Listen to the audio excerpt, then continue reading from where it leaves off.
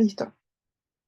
Bueno, vamos a empezar con un caso clínico, el cual nos comenta que es una mujer de 25 años de edad que acude por dolor punzante e intenso en la mejilla izquierda.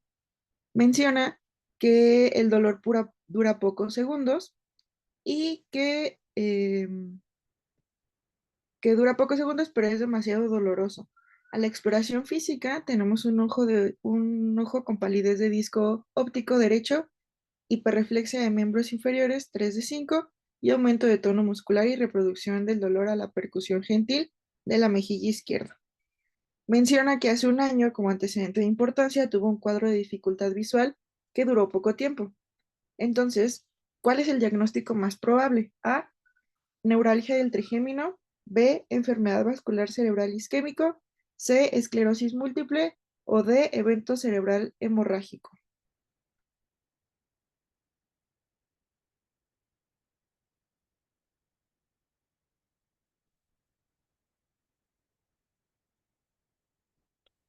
Dice Leslie 1C. ¿Alguien más?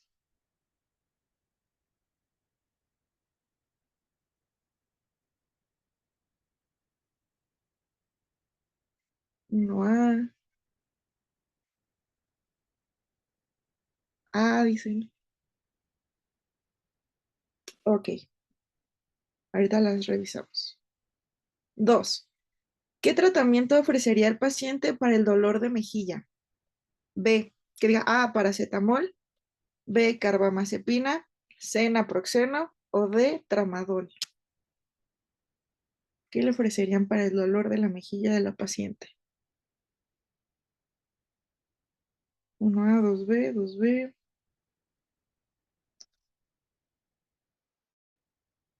Muy bien. 3.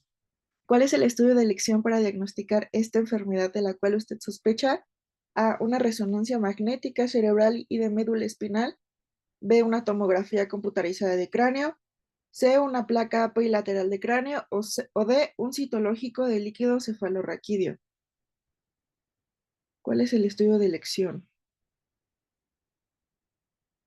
3A, 3A. ¿Alguien más? 3B, 3A.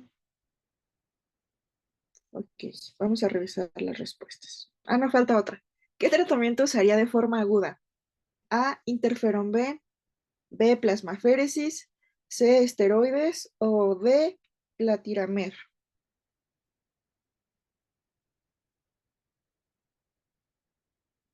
4C, C. Ok, dicen que esteroides. Muy bien.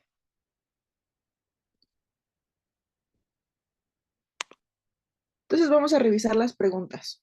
Nos menciona que es una mujer de 25 años de edad, el cual acude por el dolor punzante e intenso en la mejilla izquierda. Entonces, vamos a revisar. Creo que alguien tiene prendido su micrófono. Vamos a revisar por qué el diagnóstico más probable es una esclerosis múltiple. Bueno, para empezar, nos pudo haber confundido un poquito con la neuralgia del trigémino, pero como debemos de saber, la neuralgia del trigémino es más característica del adulto mayor, aproximadamente entre 55 a 60 años de edad, y no es común que sea en una paciente que es menor de 30 años, y esta paciente tiene 25.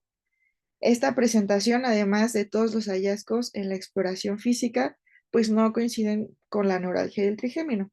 Luego, la enfermedad vascular isquémica y el evento vascular cerebral hemorrágico sería otro tipo de presentación.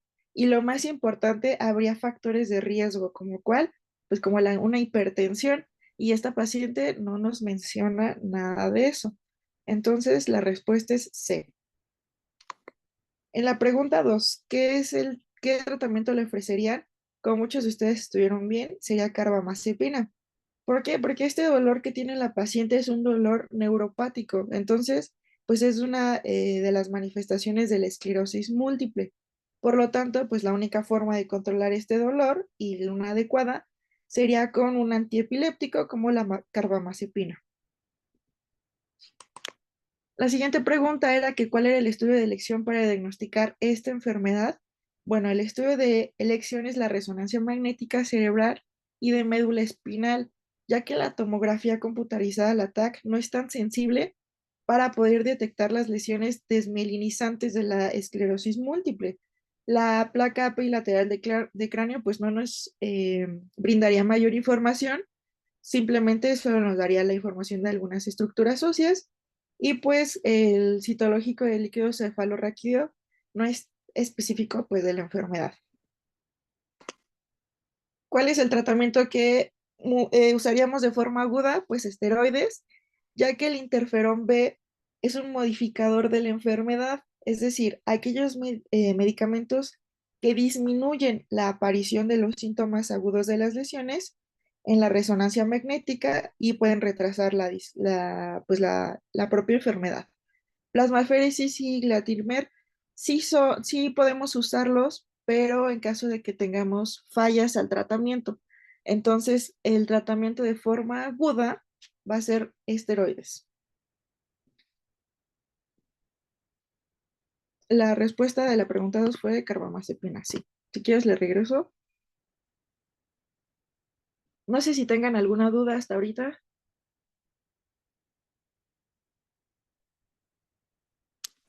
Nada. Ok, continuamos. Entonces a mí me tocó el diagnóstico y tratamiento de pacientes con primer brote y sospecha de esclerosis múltiple. No, de nada, César.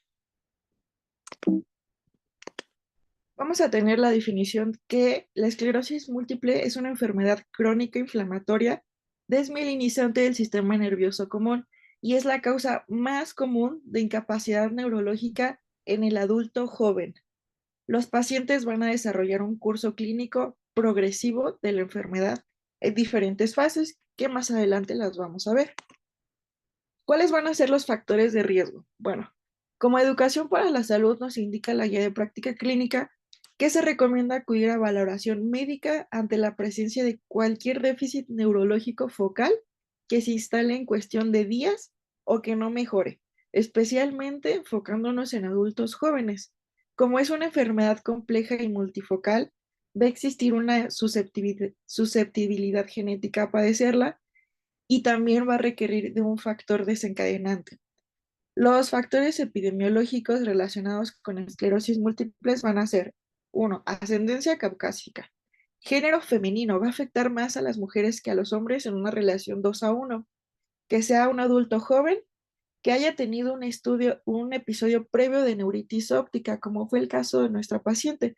Como se dan cuenta, tiene muchos factores de riesgo que comentamos en nuestro caso clínico. Y la última sería que tuviera familiares de primer grado con diagnóstico previo de esclerosis múltiple. Es por eso muy importante hacer hincapié en la historia clínica y en la exploración física. ¿Cuál va a ser el diagnóstico? Bueno, siempre la sospecha debe ocurrir en el primer nivel de atención. Nos marca la guía de práctica clínica que debemos de ser muy específicos y hacer una buena historia clínica y una exploración física. En caso de que ustedes llegaran a encontrar algún dato de disfunción neurológica focal, deben de enviarlo al segundo o tercer nivel de atención. ¿Para qué? Para evitar que siga progresando y retrasar pues el tratamiento. ¿Cuál es el gol estándar? Menciona la guía de práctica que se realiza a base de criterios de McDonald's. Entonces, por eso les puse aquí la imagen de McDonald's para que no se les olvide que la esclerosis múltiple, el gol estándar va a ser criterios de McDonald's. ¿Qué nos comenta los criterios de McDonald? Bueno, tenemos que la presentación clínica puede tener dos o más ataques que pueden ser recaídas o dos o más lesiones clínicas objetivas. Como dato adicional necesario en esta parte no necesitaría ninguno, ya que la evidencia clínica es suficiente.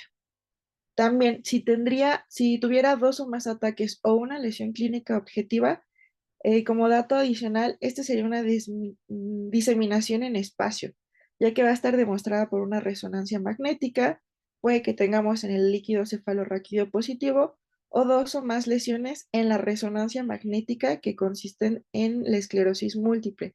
Siempre nos vamos a enfocar en la resonancia magnética.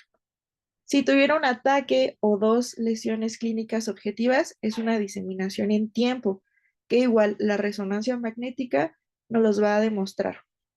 Si tuviéramos un ataque o una lesión clínica objetiva, que sería una presentación monosintomática, es una diseminación en espacio, igual, lo podemos demostrar por resonancia magnética, el líquido cefalorraquídeo puede estar positivo o puede tener dos o más lesiones compatibles con esclerosis múltiple. Y ya si tuviéramos una presentación clínica un poco insidiosa, con una progresión neurológica sugestiva de esclerosis múltiple, bueno, aquí tendríamos un líquido cefalorraquídeo positivo y en la diseminación en espacio sería evidenciada por lesiones cerebrales en T2 o más lesiones en médulas espinales. También nos puede demostrar la resonancia magnética de 4 a 8 lesiones cerebrales, una lesión de medular espinal, 4 a 8 lesiones en la resonancia magnética y pues algunas veces puede ser diseminación en tiempo demostrada por la resonancia magnética porque es una progresión continuada ya por un año. Entonces esa sería como la más grave. ¿Cuáles van a ser los signos de alarma que pudiéramos tener? Son múltiples. Algunos de ellos puede ser la agudeza visual de instalación gradual, que sea más de 24 horas y que se acompañe de dolor a los movimientos oculares. También podemos tener una disminución de la fuerza en una o más extremidades de instalación gradual, igual, que sea en más de 24 horas. Una visión doble de instalación gradual en más de 24 horas que no ha mejorado, una pérdida de equilibrio y alteraciones en la marcha de instalación gradual, igual que más de 24 horas no mejora. Muchos de los síntomas, como se dan cuenta, es más de 24 horas que no ha mejorado. Sensación de adormecimiento en una o más de las extremidades, con limitación parcial de las actividades de vida diaria de instalación gradual, igual en más de 24 horas que no mejora. Como se dan cuenta, en nuestro caso clínico, teníamos una paciente con estos signos de alarma. Entonces hay que ser muy objetivos y leer bien qué es lo que nos está preguntando, si tiene factores de riesgo, hace cuánto tiempo empezó la enfermedad y ir descartando poco a poco las opciones que nos da el caso clínico. La guía de práctica clínica nos recomienda que debe de acudir su paciente o el paciente que usted esté viendo en caso de que tenga estos signos o síntomas de alarma y que no mejoren en estas 24 horas.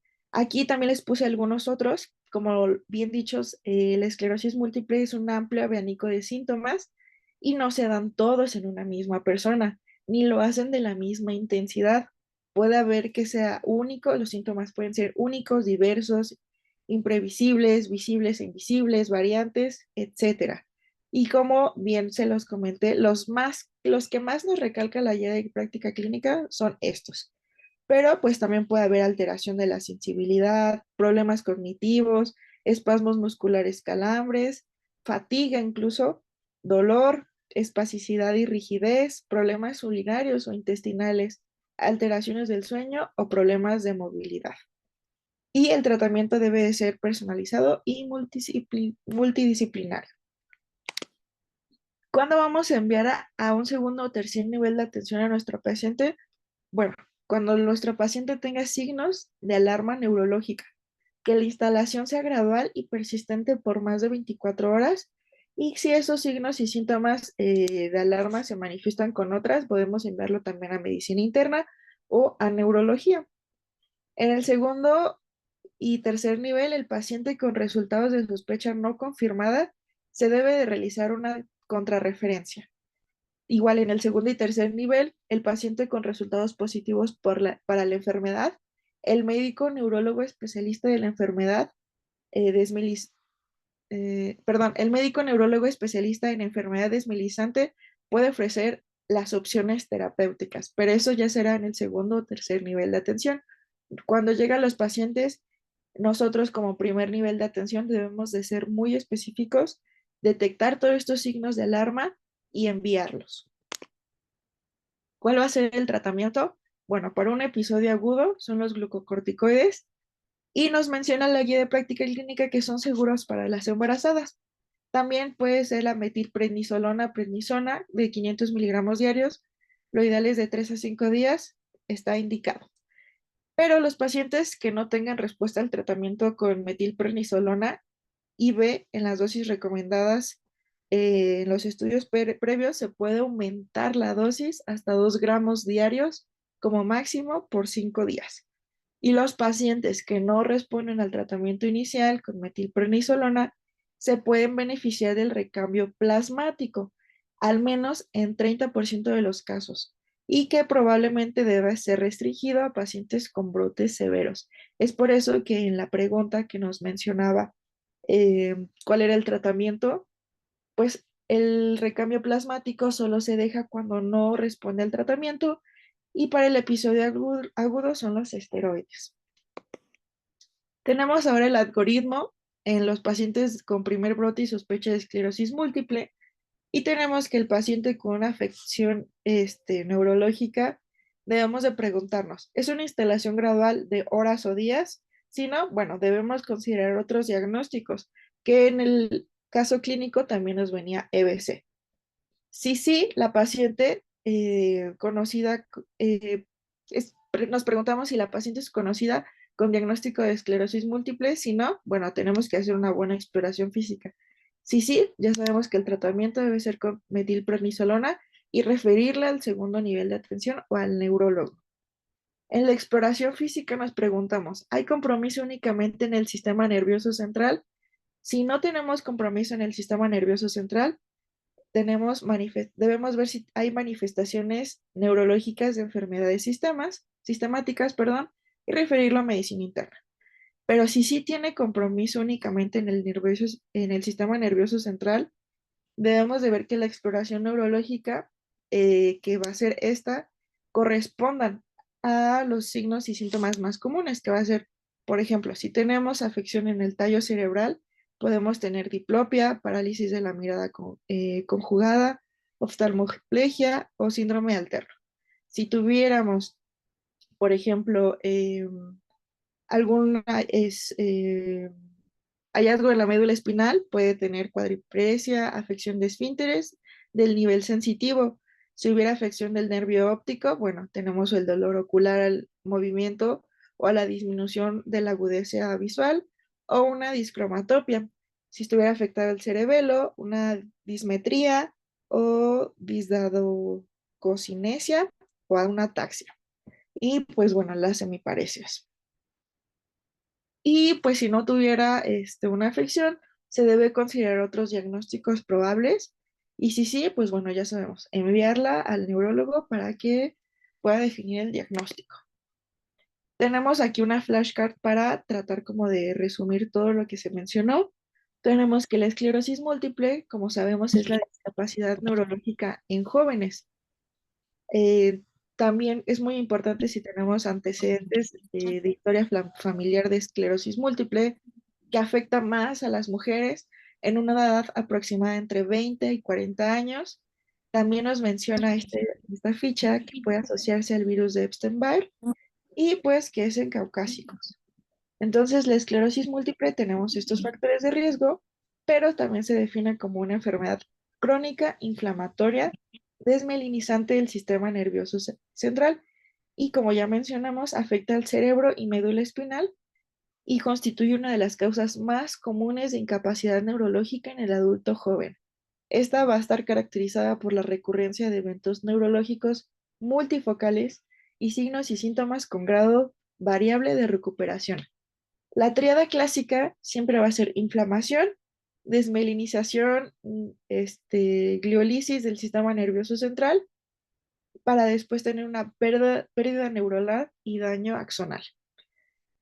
La presentación de esta enfermedad tiene 4 tipos, o se subdivide en 4 tipos. Tenemos la recurrente remitente, tiene una supervivencia de 15 a 20 años. Esta es la más frecuente, aproximadamente entre el 85%, y van a ser ataques autolimitados de disfunción neurológica con inicio abrupto, usualmente con recuperación de la función previa, aunque algunos pueden presentar una discapacidad residual adicional. Y pues las infecciones víricas menores frecuentemente desencadenan estas recurrencias. La otra presentación es la secundariamente progresiva. Tiene una supervivencia de 5 años y este es el 50% del grupo anterior que se transforma a esta fase. Usualmente se va a desarrollar de una forma recurrente, intermitente, con una reducción de la tasa de ataques de nuevos y deterioro funcional lento, sin ningún episodio agudo. La otra que tenemos es la primaria progresiva. Aquí solamente el 15% que son progresivos desde el inicio. Y esta se va a caracterizar por el deterioro funcional constante desde un inicio sin ataques agudos. Y bueno, la progresiva recurrente, pues ya va a ser el 5% de los otros casos. Tenemos de nuevo como clínica, no olvidar que presentan neuritis óptica, que es una pérdida de la agudeza visual unilateral y con fondo de ojo normal. Y pues el síntoma inicial, pues que remiten espontáneamente. Tenemos también en los sensitivos parestesias o hipoestesias de miembros que reaparecen o empeoran al elevar la temperatura corporal. También podemos tener la pupila de Marcos-Gunn, que es un reflejo consensual sin reflejo fotomotor. Podemos tener hemiparesia, lesión medular, que en la lesión medular, como comentamos en la diapositiva anterior, puede tener una urgencia miccional o impotencia. Síndromes cerebrales o cerebelosos como una diplopia, ataxia, temblor, nistagmus y parálisis del sexto par craneal. El diagnóstico, como ya lo vimos, siempre va a ser la clínica más un estudio de imagen. El estudio de imagen de elección va a ser la resonancia magnética con gadolinio. Esta nos va a dar las lesiones agudas y nos van a ayudar a confirmar el diagnóstico. El análisis del líquido cefalorraquídeo también puede ser ideal, pero no es el estudio de elección. Y aquí podemos encontrar bandas oligoclonales de IgG y pleocitos de mononucleares. Como se los mencioné, el gol estándar siempre van a ser los criterios de McDonald. El tratamiento en brotes agudos de primera elección es la metilprednisolona vía oral. Si es grave, como mencionamos, que no respondiera a la vía oral, puede ser intravenosa como máximo 2 gramos por 5 días. Y si la desmelinización es severa, va a ser la plasmaféresis. Los fármacos modificadores de la enfermedad, pues bueno, estos están indicados para evitar recaídas posterior al control del episodio agudo. También podemos usar interferón beta 1 alfa y beta 2 y 1B, perdón, pero tienen algunos efectos adversos que pueden ser la depresión, que son hepatotóxicos o una reacción dérmica. También como otro fármaco modificador de la enfermedad puede ser acetato de clatirametro subcutáneo. Este va a alterar el equilibrio entre citocinas inflamatorias y reguladoras, pero va a ser de elección en embarazadas.